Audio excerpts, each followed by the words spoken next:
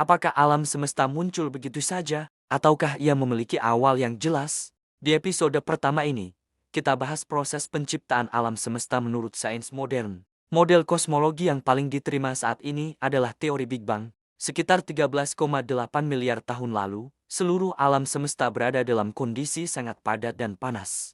Lalu terjadi ekspansi kosmik. Perlu dipahami, Big Bang bukan ledakan di ruang kosong. Ia adalah awal dari ruang dan waktu itu sendiri. Menurut relativitas Albert Einstein, ruang dan waktu adalah satu kesatuan, space-time. Jika space-time bermula, maka waktu juga bermula. Bukti utama Big Bang: pertama, galaksi saling menjauh. Kedua, radiasi latar kosmik. Ketiga, komposisi unsur ringan sesuai prediksi teori. Semua ini mendukung bahwa alam semesta memiliki awal. Namun sains berhenti di titik sangat awal. Di detik pertama yang ekstrem, hukum fisika yang kita kenal runtuh. Belum ada teori gravitasi kuantum yang lengkap. Pertanyaan muncul, jika alam semesta memiliki awal, apakah ia memiliki sebab?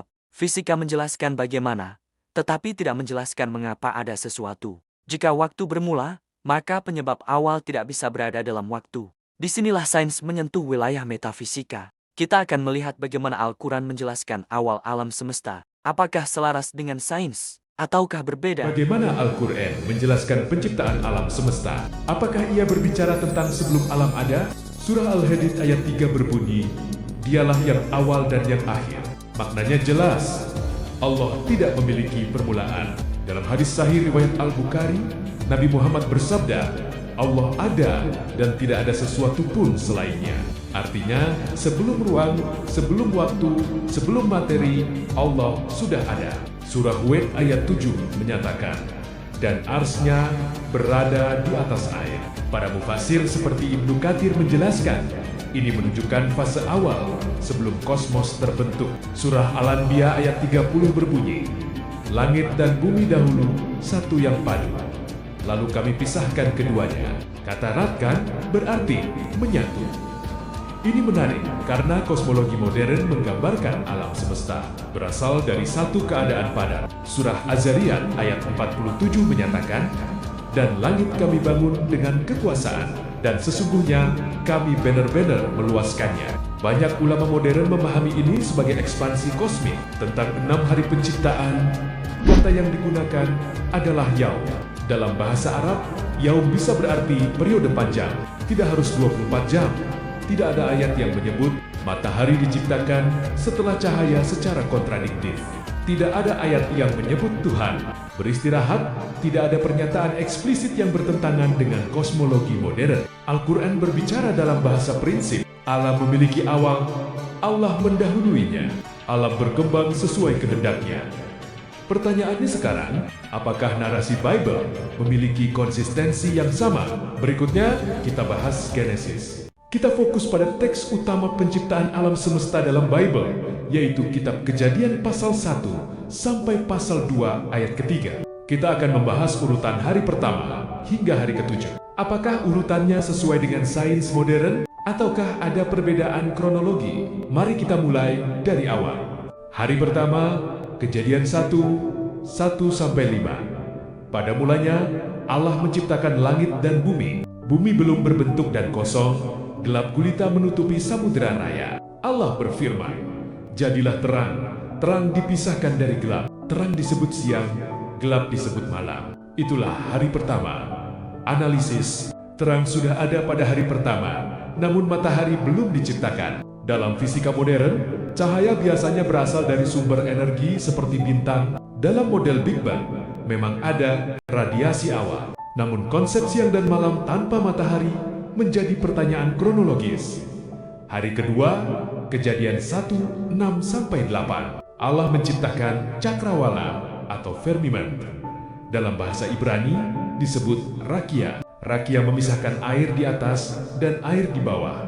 Cakrawala itu disebut langit. Struktur ini menggambarkan seolah ada kubah kosmik yang memisahkan dua lapisan air. Analisis, konsep ini mirip kosmologi timur dekat kuno. Sains modern menunjukkan tidak ada lautan literal di atas langit. Atmosfer bukan kubah padat.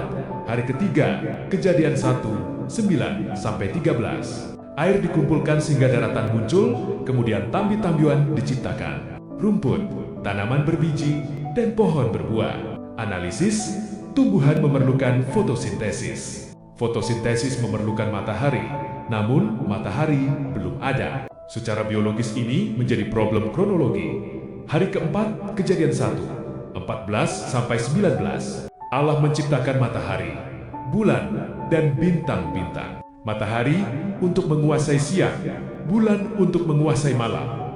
Analisis, menurut astrofisika modern, matahari terbentuk lebih dahulu daripada bumi. Namun dalam narasi ini, bumi sudah ada sebelum matahari. Hari kelima, kejadian 1, 20-23. Makhluk laut dan burung diciptakan. Burung disebut muncul sebelum hewan darat.